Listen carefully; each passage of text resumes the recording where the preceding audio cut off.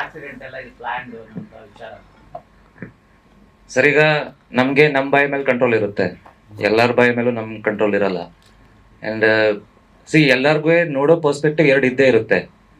ನಮ್ಗೆ ಯಾವ ಪರ್ಸ್ಪೆಕ್ಟಿವ್ ಬೇಕೋ ಅದ್ರ ಮೇಲೆ ಕಾನ್ಸಂಟ್ರೇಟ್ ಮಾಡಬೇಕು. ಗಿಮಿಕ್ ಅಂತ ನನ್ನ ಪ್ರಕಾರ ಇದನ್ನ ಸಿನಿಮಾ ಗಿಮಿಕ್ ಅಂತ ಅನ್ನಕ್ಕಾಗಲ್ಲ. ಆಬ್ವಿಯಸ್ಲಿ ಈಗ ನಾವೆಲ್ಲ ಪ್ರೆಸ್ ಮೀಟಲ್ಲೂ ಹೇಳಿದ್ದೀವಿ, ಎಲ್ಲ ಮೀಡಿಯಾದವ್ರು ಮಾತ್ರ ನಮ್ಗೆ ಸಪೋರ್ಟ್ ಇರೋದು. ಆ್ಯಂಡ್ ಆಬ್ವಿಯಸ್ಲಿ ಒಂದು ಕಮರ್ಷಿಯಲ್ ಒಂದು ರಿಲೇಷನ್ಶಿಪ್ಪು ಇರುತ್ತೆ, ಒಂದು ಪರ್ಸನಲ್ ರಿಲೇಷನ್ಶಿಪ್ಪು ಇರುತ್ತೆ. ಸೊ ಸಿನಿಮಾ ಪ್ರಮೋಷನ್ಗೆ ಅಂತ ಕಮರ್ಷಿಯಲ್ ರಿಲೇಷನ್ಶಿಪ್ ಇದ್ದಾಗ ನಾವು ಈ ಥರ ಮಾಡೋ ಅಗತ್ಯ ಏನಿದೆ? ಇಫ್ ಇನ್ ಕೇಸ್ ಕಮರ್ಷಿಯಲ್ ಇದರಲ್ಲೇ ನಮಗೆ ರೀಚ್ ಆಗ್ತಿಲ್ಲ ಅಂದರೆ ಇದರಲ್ಲಿ ರೀಚ್ ಆಗುತ್ತೆ ಅಂತ ಏನು ಪಾಸಿಬಿಲಿಟೀಸ್ ಇದೆ? ಓಕೆ, ಈ ಥರ ಗಿಮಿಕ್ ಮಾಡಿದ್ರೆ ಅದರಿಂದ 100 ಟಿಕೆಟ್ ಕನ್ವರ್ಟ್ ಆಗುತ್ತೆ ಅಂತ ಅಂದರೆ ಅದರಲ್ಲಿ ಒಂದು ಅರ್ಥ ಇದೆ. ಈ ಥರ ಗಿಮಿಕಿಂದ ಜನ ಥಿಯೇಟ್ರಿಗಂತೂ ಬರಲ್ಲ, ನ್ಯೂಸ್ ನೋಡ್ಬೋದು, ಸಿನಿಮಾ ನೋಡಲ್ಲ. ಸೊ ನನ್ನ ಪ್ರಕಾರ ಈ ಥರ ಗಿಮಿಕ್ ಮಾಡೋ ಅಗತ್ಯ ಇಲ್ಲ. ಓಕೆ, ಗಿಮಿಕ್ ಮಾಡೋದಾಗಿದ್ರೆ ಈ ಸ್ಟಿಕ್ಕರ್ನ ಇಲ್ಲಿ ಅಂಟಿಸ್ಕೊತಿದ್ದೆ, ಅಲ್ಲಿ ನಡ್ಕೊಂಡು ಬರ್ಬೇಕಾದ್ರೆ ಹಿಂಗೆ ಕುಂಡ್ಕೊಂಡು ಬರ್ತಿದ್ದೆ. I get paid for my acting. ನನಗೆ ಹೊರಗಡೆ ಆ್ಯಕ್ಟ್ ಮಾಡೋದೇನು ಕಷ್ಟ ಅಲ್ಲ. So I can do that. ಆಮೇಲೆ ನನ್ನ ಪ್ರಕಾರ ಯಾರು ಇದನ್ನ ಗಿಮಿಕಾಗಿ ಬಳಸ್ಕೊಳ್ಳಲ್ಲ. ಸ್ಟಾರ್ಟಿಂಗ್ ಸುಧೀಂದ್ರ ಸರ್ ಫೋನ್ ಮಾಡಿದಾಗ 2 ಸರಿ ಇವ್ರಿಗೆ ಫೋನ್ ಮಾಡಿದ್ದಾರೆ. ನಾನು ಆಗಲೂ ಹೇಳಿದ್ದೀನಿ, ಯಾವುದೇ ಕಾರಣಕ್ಕೂ ನಮ್ಮ ತಂದೆ ತಾಯಿಗೆ ವಿಷಯ ಗೊತ್ತಾಗಬಾರ್ದು. ನಾಳೆ ದಿನ ರಿಲೀಸ್ ಇದೆ, 2 ವರ್ಷ ಕಷ್ಟಪಟ್ಟಿದ್ದೀನಿ ಆ ಒಂದು ದಿನಕ್ಕೋಸ್ಕರ. ಆ ದಿನ ನನಗೆ ಅಲ್ಲಿ ಕೂರಕ್ಕಾಗದಿರೋದಕ್ಕೆ ನನಗೆ ಎಷ್ಟು ಬೇಜಾರಾಗಿದೆ ನನಗೆ ಗೊತ್ತಿದೆ. ಅರ್ಧ ಗಂಟೆಗೆ ಇವ್ರಿಗೆ ಫೋನ್ ಮಾಡಿ ಜನ ಹೇಗೆ ರಿಯಾಕ್ಟ್ ಮಾಡ್ತಿದ್ದಾರೆ, ಜನ ರೆಸ್ಪಾಂಡ್ ಮಾಡ್ತಿದ್ದಾರಾ, ನನ್ನ ಪರ್ಫಾರ್ಮೆನ್ಸ್ ಇಷ್ಟ ಆಗ್ತಿದೆಯಾ, ಇದೇ ಪ್ರಶ್ನೆ ಕೇಳ್ತಿದ್ದೆ. ನನಗೆ ಕಟ್ಟಾಗ್ದಂಗೆ ಆಗ್ತಿದೆ ಅಲ್ಲಿ. ನಾನು 2 ದಿನ ಪೇನ್ ಕಿಲ್ಲರ್ಸಲ್ಲಿ ಇದ್ದೀನಿ. ಸರಿ, ಈಗ ಗಿಮಿಕ್ ಅನ್ಕೊಳ್ಳೋಣ, ಗಿಮಿಕ್ ಮಾಡ್ಕೊಂಡು ನಾನು ಹಾಸ್ಪಿಟ್ಲಿಗೆ ಹೋದೆ. ಅಲ್ಲ, ಅವ್ರು ಚುಚ್ತಾರಲ್ಲ ಇಂಜೆಕ್ಷನ್ಗಳು, ಅದು ಯಾರು ತಗೋತಾರೆ ಗಿಮಿಕ್ಗೆ? ಅದ್ರ ಜೊತೆಗೆ ಅಲ್ಲ, ಅವರು ಪೇನ್ ಕಿಲ್ಲರ್ಸ್ 2-3 ಗ್ಲೂಕೋಸ್ ಬಾಟಲ್ ಹಾಕ್ತಾರೆ. ಒಬ್ಬ ಫಿಟ್ ಆಗಿರೋ ಮನುಷ್ಯ ಸಾಕೊಂಡಿರೋನು ಇಲ್ದೇ ಇರೋದು ರೋಗ ಬಂದ್ಬಿಡುತ್ತೆ ಅವನಿಗೆ. ಸೊ ಆ ಥರ ನನ್ನ ಪ್ರಕಾರ ಗಿಮಿಕ್ಗೆ ಯಾರು ಮಾಡಲ್ಲ. ಆ ಒಂದು ವಿಷಯ ಗೊತ್ತಾದ ತಕ್ಷಣ ಎಷ್ಟೋ ಜನ, ಈಗ ಪ್ರೊಡ್ಯೂಸರ್ ಸರ್ ಅವ್ರ ಆಫೀಸ್ ಮೇಲೆ ಒಬ್ರು ಅಜ್ಜಿ ಇದ್ದಾರೆ, ಅವ್ರಿಗೆ ವಿಷಯ ಗೊತ್ತಾದ ತಕ್ಷಣ ಧರ್ಮಸ್ಥಳಕ್ಕೆ ಹೋಗಿ ದಾರ ತಗೊಬಂದು ಕಟ್ಟಿದ್ದಾರೆ. ಅಲ್ಲಿ ಹಾಸ್ಪಿಟಲ್ ಮುಂದೆ ಎಷ್ಟೋ ಜನ ಫ್ಯಾನ್ಸು ನೋಡಿದ್ದಿಲ್ಲ, ಕೈ ಕಟ್ಟಿದ್ರಲ್ಲ ಅವರೇ ಕಟ್ಟಿರೋದು. ನನಗೇನೋ ಲಾಭಕ್ಕೋಸ್ಕರ ಇನ್ನೊಬ್ರು ಇಮೋಷನ್ಸ್ ಜೊತೆ ಆಟ ಆಡೋ ಸ್ವಭಾವ ನಂದಂತೂ ಅಲ್ಲ. ಇದೆಲ್ಲ ಒಂದು ಇಮೋಷನ್ಸು. ನಾನು ಎಷ್ಟು ಜನಕ್ಕೆ ನನ್ನ ಕೆಲಸದಿಂದ ಪರಿಚಯ ಇದ್ದೀನೋ ಗೊತ್ತಿಲ್ಲ, ಬಟ್ ಒಂದು ಆಶ್ರಮಕ್ಕೆ ನಾನು ಬೇರೆ ಬೇರೆ ಕೆಲಸದಿಂದ ಪರಿಚಯ ಇದ್ದೀನಿ. ಈ ಒಂದು ವಿಷಯ ಗೊತ್ತಾದ್ರೆ ಅವ್ರಿಗೆ ಎಷ್ಟು ಹರ್ಟ್ ಆಗುತ್ತೆ ಅಂತ ನನಗೆ ಗೊತ್ತಿದೆ. ಈ ಒಂದು ವಿಷಯ ಗೊತ್ತಾದಾಗ ಎಷ್ಟು ಜನ ಅಲ್ಲಿ ಅಳ್ತಾರೆ ಅಂತ ನನಗೆ ಗೊತ್ತಿದೆ. ನಾನು ಅವ್ರ ಇಮೋಷನ್ಸ್ನ ಹರ್ಟ್ ಮಾಡಿ ನನ್ನ ಬೇಳೆ ಅಂತೂ ನನ್ನ ಲೈಫಲ್ಲಿ ಯಾವತ್ತೂ ಬೆಳೆಸ್ಕೊಳ್ಳಲ್ಲ.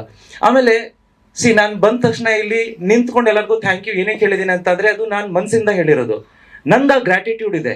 ನನಗೆ ಆ ಪಾಸಿಟಿವ್ ಒಂದು ರೆಸ್ಪಾನ್ಸ್ ನಾನು ನೋಡಿದ್ದೀನಿ. ಎಷ್ಟೋ ಜನ ಆ್ಯಂಕರ್ಸು ಪರ್ಸ್ನಲಿ ನಂಗೆ ಮೆಸೇಜ್ ಮಾಡ್ತಿದ್ದಾರೆ, ನನಗೆ ಫೋನ್ ಮಾಡಿ ಕೇಳ್ತಿದ್ದಾರೆ ಹೇಗಿದ್ದೀರಾ ಏನು ಅಂತ. ಸೊ ಐ ಫೆಲ್ಟ್ ನನ್ನ ಒಂದು ಫ್ಯಾಮಿಲಿ ಥರ ಟ್ರೀಟ್ ಮಾಡ್ತಿದ್ದಾರಲ್ಲ ಅಂತ. ಸಂಜೆ ಈ ಥರ ನ್ಯೂಸ್ ನೋಡಿದಾಗ ಬೆಳಗ್ಗೆ ನೋಡಿದ ಸತ್ಯನ ಈಗ ನೋಡ್ತಿರೋದು ಸತ್ಯನ ಅಂತಾನೆ ಜನಗಳಿಗೂ ತಲೆ ಕೆಟ್ಟೋಗ್ಬಿಡುತ್ತೆ. ಆಮೇಲೆ first of all sir, gimmick ಮಾಡಿದ್ದು ನಾನಲ್ಲ. ನನಗೊಂದು ಇನ್ಸಿಡೆಂಟ್ ಆಗಿದೆ, ನಾನು ಹಾಸ್ಪಿಟ್ಲ್ಗೆ ಹೋಗಿದ್ದೀನಿ, ಹಿಂಗಾಗಿದೆ ಹಂಗಾಗಿದೆ ಅಂತ ಹೇಳ್ತಿರೋದು ಗಿಮಿಕ್ಕು. ನಾನೆಲ್ಲೂ ಹೇಳಿಲ್ಲ ನಾನು ICU ಇದ್ದೆ, ನಮ್ಮ ಟೀಮವ್ರು ಎಲ್ಲೂ ಹೇಳಿಲ್ಲ ನನ್ನ ಕೈಕಾಲು ಮುರಿದೋಗಿದೆ ಅಂತ.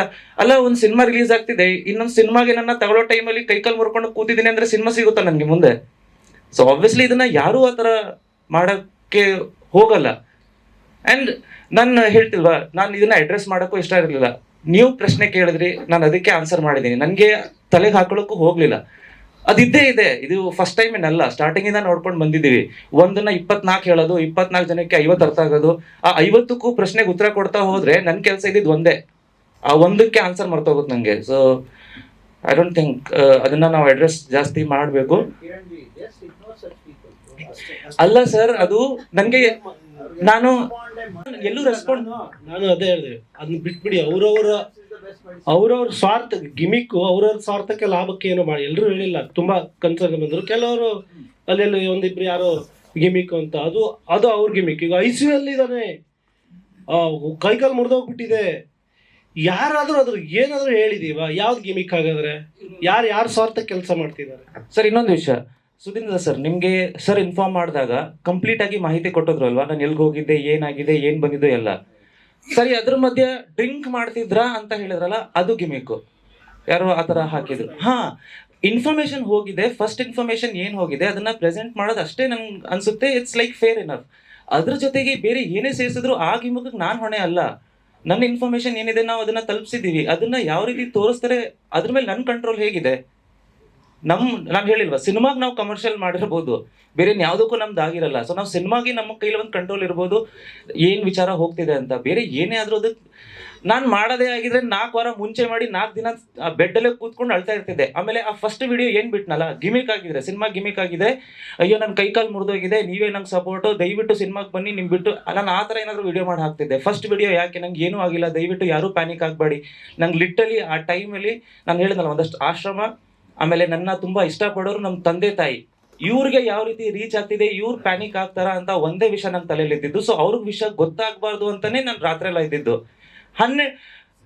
ಎಷ್ಟು ಗಂಟೆಗೆ ಬೆಳಿಗ್ಗೆ ನೀವು ಬಂದು ವಿಡಿಯೋ ತಗೊಂಡಿದ್ದು?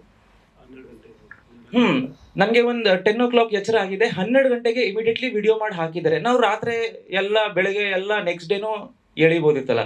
ಅಂದರೆ ಅದು ಮೋಸ್ಟ್ ಪ್ರಾಬಬಲಿ ಆಕ್ಸಿಡೆಂಟ್ ಆಯ್ತು, ಅದಾದ್ಮೇಲೆ ಬಾಡಿ ಬರಲಿಲ್ಲ, ಮನುಷ್ಯ ಬಂದ್ಬಿಟ್ಟಲ್ಲ ಅಂತ ಮಿಸ್ ಆಗೋಯ್ತೇನೋ ಅಲ್ಲಿ. ಆ ಥರ ನಾನು ಬೆಳಗ್ಗೆ 7 ಗಂಟೆ ಫೋನ್ ಮಾಡೋದು ನನಗೆ ಹೇಳೇ ಇಲ್ಲ.